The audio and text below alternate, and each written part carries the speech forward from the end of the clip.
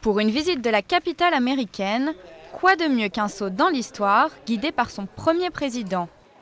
Bienvenue dans la maison de George Washington pour visiter son ancienne forge, rencontrer sa femme et désormais goûter sa boisson préférée. Hip hip! Huzzah! Le whisky produit par le héros de la Révolution américaine fait son grand retour dans une distillerie rénovée à l'identique sur le site d'origine. Voici le site de ma distillerie. C'est un grand succès, probablement ma plus grande réussite. Nous allons produire environ 40 000 litres cette année. Cette année, c'était en 1799, une année marquée par une production record pour l'entreprise de l'ex-président. Sa distillerie prospéra jusqu'en 1814, avant qu'elle ne soit détruite par un incendie.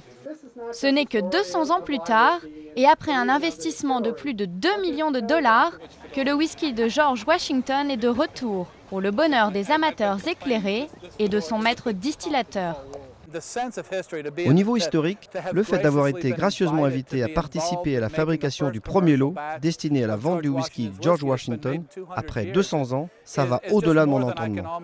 C'est vraiment incroyable de faire partie de l'histoire.